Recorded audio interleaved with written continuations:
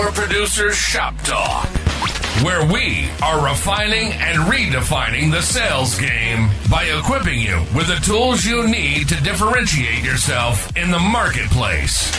Listening to the podcast is only going to get you so far. Why not take your game to the next level? Check out Power Producer Basecamp on killingcommercial.com today. Tactical skills that'll help you provide deliverable value to your clients and prospects. Want to have the sweet swag that we send out from the Power Producers podcast for your clients and employees? Check out policyt.com today. And action items that you can provide to take your prospects and clients to the next level. Want to create an online presence but don't know how to start? Check out crushingcontent.com. It's done for you, so all you have to do is show up. This is Power Producer Shop Talk, production redefined. Are you ready to feel the power?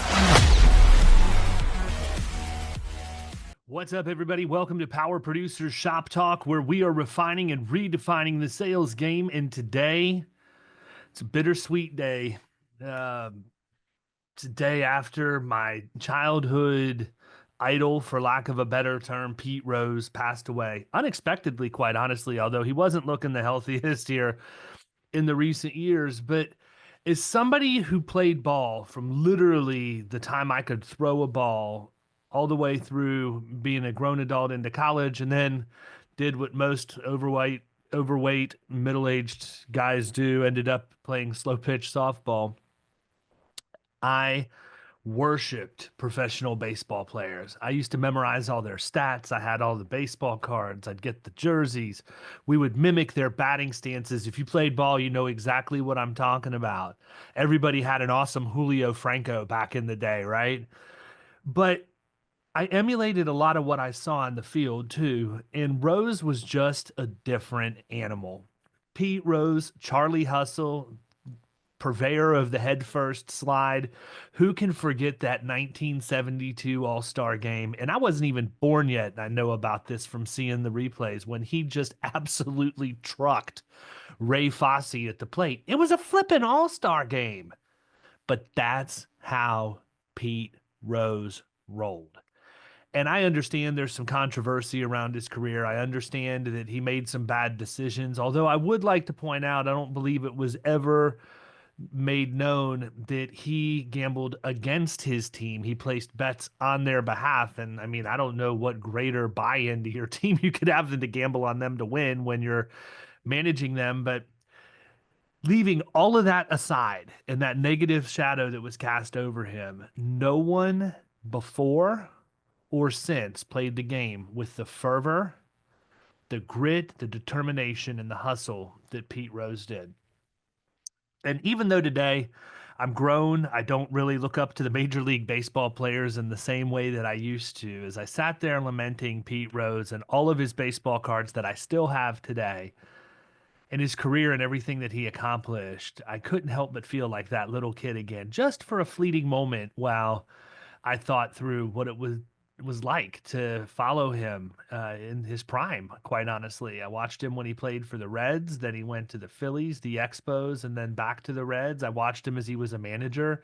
And one of the cool things of memorabilia that I have regarding Pete Rose is I actually have a program from the game where he got his 4,192nd hit against Eric Shaw to break Ty Cobb's record. Like, I was that invested in this guy. And I remember back when the Cincinnati Reds had their spring training in Plant City, Florida, and Pete Rose was the manager at the time, and we would be able to go see him at various public appearances and get his autograph and just shake his hand and just get to marvel at our hero as he sat there in the same room as we were, just doing what he did.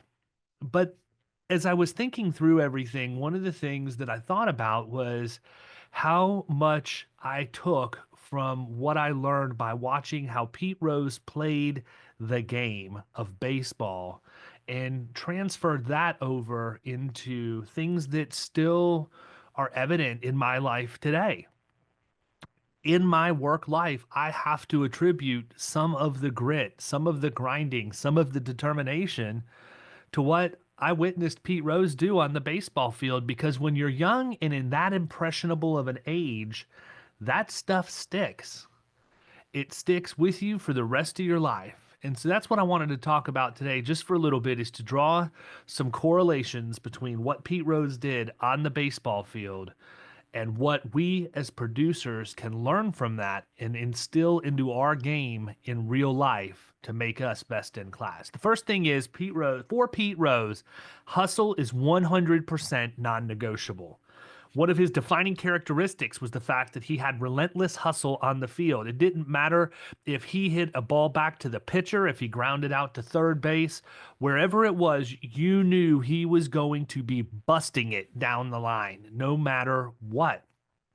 If the play was close, he was going to slide, but he wasn't going to slide like anybody else. He was going to do a Petey, or a Pete Rose, as it became known to all of the kids in sandlots and in empty fields everywhere. And that was the trademark head first slide, where my guy caught air and just barreled into the base. Hustle was a non-negotiable. And I have to believe that for Pete, it's because he knew he wasn't the most talented, he wasn't the smartest, but he could control how hard he worked and how much effort he put into every single play that he was in. How does that translate to commercial insurance? Well, I mean, we can go to continuing ed, we can get designations, we can try to become smarter, but we may never be the smartest. We may not have the most talent. We may not be the most silver-tongued salesperson, but I would argue that if hustle became a non-negotiable for you, that you would win way more than you lose. The ability to go the extra mile, or, as some of us may say, the extra 2 minutes when you're prospecting, to make those extra calls, those extra marketing drops, go to the networking event, send the handwritten notes, all of those things that push you to do just a little bit more than your competition translates to hustle.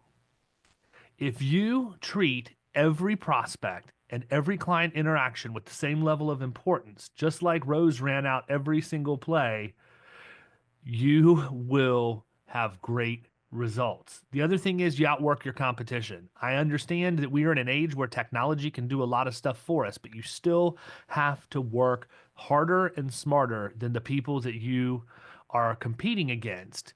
Middle market insurance is highly competitive, and the producers that hustle will always win more business in the long run.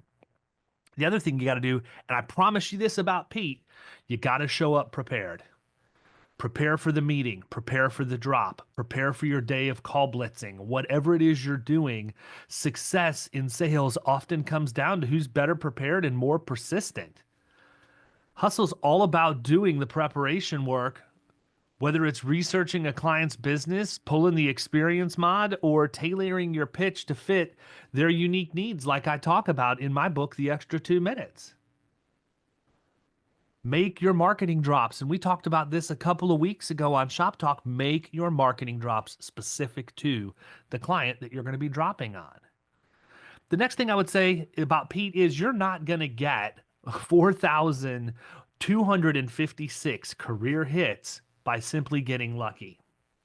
It's just not going to happen. One of the hardest things in the world to do is to hit a baseball with a bat that's being thrown at 90 plus miles an hour. Pete earned his hits through consistent performance over the course of the 24 seasons that he played. His longevity and his ability to deliver time and time again are what made him a standout player. Consistency is critical in sales as well. Success in sales isn't about closing one big deal. It's about consistently prospecting, following up, and providing value to clients. Consistency and effort leads to consistent results. Think about how many times we've done this, and I'm guilty of it too. We can all probably say we have at some point in our careers. Go out, we prepare, we have a pipeline, we do our prospecting, we make forward progress, and we pull our foot off the gas and we coast for a little bit. And it's never as easy to get that momentum back.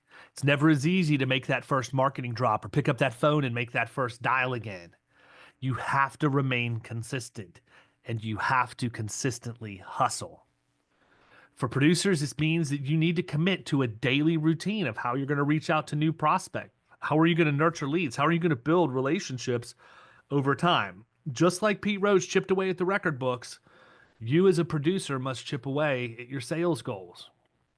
If you create daily habits, block time for prospecting meetings and follow activities, and then build that into your schedule so they become second nature, you will have a harder time of falling off track. Just like if you make the gym the first thing you do when you get up every day and you commit to going to the gym before you do anything else, and you always do that and build it into your daily routine, it makes it much more difficult for you to fall off of that routine. The other thing you have to do is you have to track your progress. And I put a post up on Facebook about this today. But one of the things that I committed to in 2024 was to try and lose 100 pounds. I am a stress eater. When I get stressed, I eat bad food and lots of it. And I knew I needed to change something. And if you follow me on social, you'll know that I used AI to create images of what I would look like at my age, 100 pounds lighter, and I shared them. And I did that because I wanted to be accountable to everybody that was in my social influence, if you want to call it that, or my social network. I wanted to be held accountable to them so that if I showed up to speak at an event sometime down the road and I was still, overweight and out of breath just taking the stage, that they could look at me and say, what happened? Why did you fall off the wagon? And so I made that commitment that that was going to happen this year. And I created images with AI. I put them out on social as a visualization. But then I realized I had to put in the work. It's not just going to the gym, it's getting the right amount of rest. It's not pushing yourself too hard to where you get injured. And it's also about making sure that you're tracking what you're doing and then learning from what that says. And that's one of the reasons why I have this Whoop fitness tracker. This thing is amazing how well it works and how accurate it is and how much it knows about what I'm doing without me ever entering information into the app or telling it. It knows if I'm walking or running or riding my Peloton or throwing a baseball, throwing a football, shooting a basketball, swimming, whatever. I don't have to tell it. It just knows. But more importantly than just having the tracker is making it a daily habit. The first thing I do every morning before I jump on social, it used to be that the first thing I would do would be jump on social, get on LinkedIn, start connecting with people, comment on a few posts, engage, do what I've done for the last 15, 20 years in building my presence. And that is not the first thing I do anymore. The very first thing I do is I jump in, I fill out my daily journal of how I've eaten, all of the different stress factors, everything that I have in that customized journal. And then I check my strain, my recovery, and my sleep, because that tells me what I need to do the rest of the day to optimize my personal performance. Now, that's just one piece of it, that you do that every day. But then today, October 1st, in my email, I get my monthly performance recap. And that's a report that they send me that allows me to go in and see how I performed over the course of the entire month. And that helps me make the adjustments that I need to make in October to push my progress a little bit further. It helps me see how far I've come, but also identify how much further I need to go. If you're not tracking your progress, if you're not tracking your drops, your calls, how many people answer, how many appointments you get, so that you have metrics that you can use as a benchmark, that then you can measure yourself against to make sure you're pushing yourself to be better, that is a missed opportunity as a producer. And then the other thing is follow up. Follow up relentlessly. Consistency is not just about the initial outreach. It's about persistent follow up. Just as Pete Rose approached every at bat with the same mindset, producers must approach every opportunity with a plan for consistent engagement. One of the other things, and I will tell you this as a Tampa Bay Rays fan, one of the things I really appreciated about Pete Rose is the guy was the ultimate utility player. He played first base, second base, third base, and also in the outfield. And I remember vividly him playing all of those positions during my lifetime and witnessing it single-handedly. And that was in an age before that really happened. If you play in Tampa today, that's the expectation, not the exception. But what that tells me is that Pete Rose was a great teammate and was adaptable. That's one of the most remarkable aspects of his career, was his ability to play multiple positions. It demonstrated a level of versatility that few players could match, and he adapted to the needs of his team, and his adaptability helped him maintain his spot in the lineup year after year. He would definitely have been the consummate Tampa Bay Ray. Sales producers also have to be adaptable because no two prospects are the same. When we get into the arena every day, it's like you're fighting a different UFC opponent, if you want to use that visualization. And if you think about it, you have to prepare for a fight like that, just like you have to prepare for a sales meeting. Every single one is different. The attack is different. Your responses, your questions, everything is going to be different, and you have to be adaptable. And that starts with tailoring your pitch. Just like Pete Rose adjusted to different field positions, producers need to adjust our messaging based on who we're talking to. A one size fits all approach just does not work. That's why so many people are evangelists for building a niche out there.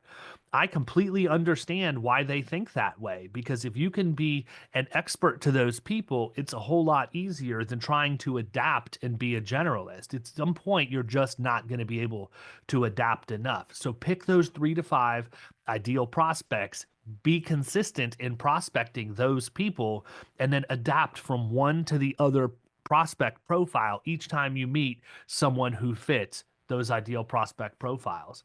Stay informed about what's going on in those industries and market trends. Adaptability comes from knowledge, and so producers should stay up to date with the changes in the insurance landscape, not just the insurance landscape, but also, shifts in regulation, industry best practices, emerging risks. But then what are the things going on in the industry of that ideal prospect? Are you reading blogs and trade publications, or even listening to industry podcasts? I know that sounds a little excessive, but at the end of the day, that's how you learn this stuff.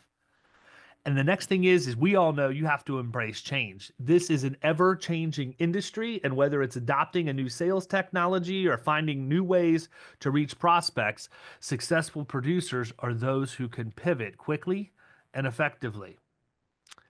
Now, we're in the hardest market we've seen in the last 20 years, and Pete Rose's career was not without its own share of adversity. In fact, he's one of the most resilient people I think any of us could follow. When he had his lifetime ban from baseball due to his gambling allegations and the ongoing debate about excluding him from the Hall of Fame, it cast a massive shadow over his accomplishments. But despite that, he continued to show up and fight for his legacy. And I think one of the coolest validations of that, knowing he wasn't in the Hall of Fame, is when they put together that super team years ago. I don't remember exactly when it was, but I remember it's when they wheeled Ted Williams out in the wheelchair sometime in the early 2000s, and they identified the best people that had played baseball up until that time.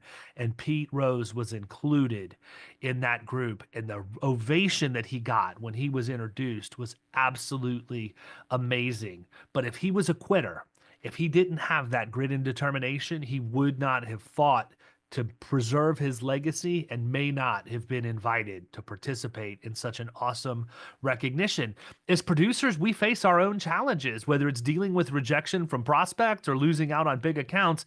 Adversity is simply part of our job. Learning from Pete Rose's resilience can help us as producers develop the mental toughness needed to overcome obstacles and keep pushing forward. If we're going to build resilience, the first thing we have to understand is not to take rejection personally. Just like Pete Rose faced criticism from fans and the media, sales producers have to develop thick skin. Rejection is part of the process, and every single no gets us one step closer to a yes. We have to stay focused on the big picture, right? I talked about it with my fitness goals right now and the fact that I'm down 70 pounds year to date because I visualized, I measured, and then I'm holding myself accountable. But I'm also relentlessly following up to make sure I'm optimizing every single day.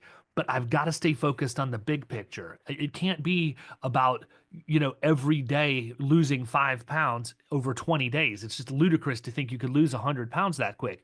Every day is just a chip away at the bigger goal. And if you lose sight of that bigger goal, it makes it easier to lose sight of the consistency and determination you need to have every day to push through your goals.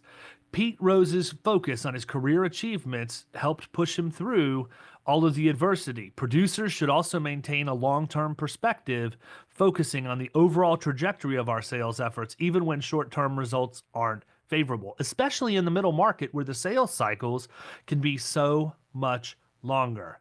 The other thing we need to do is we got to practice self-care. And that goes back to some of the things I said regarding my own fitness.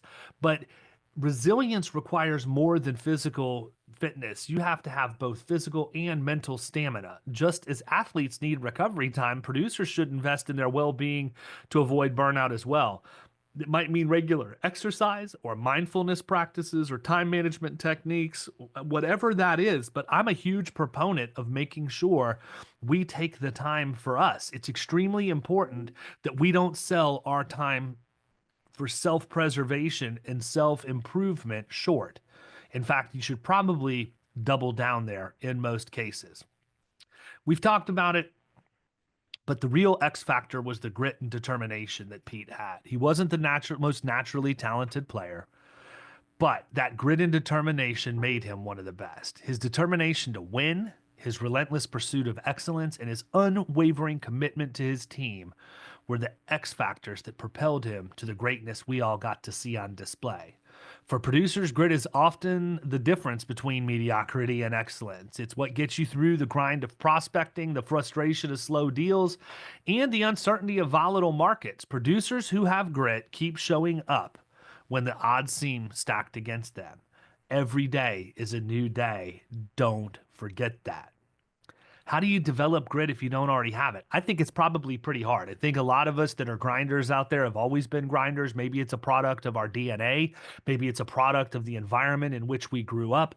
I'm a blue collar kid trapped in a white collar world. I've said that since day one, but I know how to work hard. And that's one of the few things I know beyond a shadow of a doubt. But the other thing I do is I constantly want to learn. I know I don't know everything. I know that there's more that I can learn to make myself better. Even if it's just one little thing a day, all of that added up over time is a massive advantage. Rose continually worked to improve his game, and producers should do the same, whether it's sharpening the sales skills we have now or learning about new insurance products or staying on top of industry news. Continuous learning builds grit. The other thing we have to do is set ambitious goals. Don't set goals you're going to hit. Set goals that are ambitious, not that are completely outlandish, but ones that make you stretch and push yourself to be the best you can be. Push yourself to your limits. And then the next thing is you got to focus on the long-term rewards. For me, it's not just about getting that deal done and bringing in the revenue. I'm focusing on how much closer am I getting to that house I want to own in Key West. Grit is about playing the long game, and you should focus on closing more than just the next sale, but building your entire book of business that'll sustain you for your career for years to come. The other thing is, just like we have to deal with in the insurance industry, there are rules that we have to follow. We can't just go wild and do whatever we want to do, just like you can't do that on a baseball field. Pete Rose's competitive nature led him to push the limits. Sometimes, we may argue old Chuck Hustle did it too far, and that was evidenced by his gambling scandal, but his story is a cautionary tale, but it also highlights the importance of balancing ambition with integrity. Sales producers must walk a similar line. Pushing the limits in terms of innovation, risk-taking, and ambition can drive growth and success. However, big however, ethical standards and trustworthiness must never be compromised. Success in sales is built on relationships, and those relationships depend on trust. So how do you balance ambition and integrity in sales? First of all, you got to put the client's needs first. Just like Pete Rose put his team first on the field, producers should prioritize their clients' needs over their own commission. Long-term relationships are built on trust and transparency, and it's one of the reasons why I like the fee-based model so much more than being compensated by commissions. The next thing you got to do is you got to take calculated risks. It's okay to push the limits in terms of creativity or strategy, but every single risk we take should be measured, and producers should always weigh the potential rewards against the ethical implications. The last thing is you got to build a reputation for honesty. Pete Rose's legacy was tarnished by his actions off the field. Producers should strive to build a reputation that's grounded in honesty and integrity, knowing that their long-term success depends on it. The question becomes, how do you employ all of this stuff? How do you make this part of the fabric of who you are? How do you implement it into your daily routine? And my advice is one step at a time. Nothing is going to happen if you try to do it all at once. Start implementing a little bit at a time. Maybe it's, I'm going to start going to the gym at 5 a.m. next week.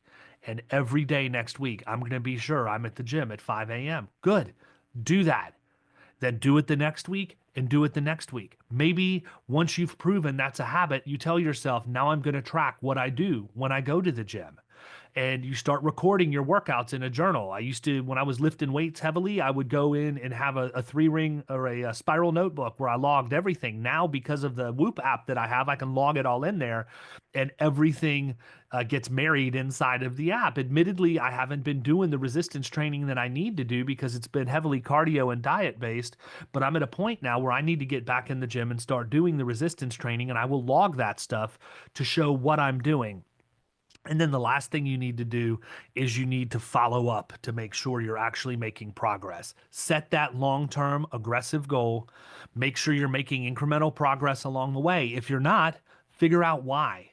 How's that any different in the sales game than it is in anything else we try and do in our life? And the answer is it's not. You have to start by implementing, then you have to establish metrics and KPIs towards a larger goal, and then you have to relentlessly follow up to make sure you're on the right path. If you can do those things, you're going to blow it out of the water as a commercial producer. I absolutely love the progress that I've made. I love the progress I've made in my career and in my physical fitness. And I got to tell you, I owe a lot of it to growing up and watching Pete Rose leave it all on the field every single time. Hope everybody has a great week. I look forward to seeing you next time. Take care and see ya.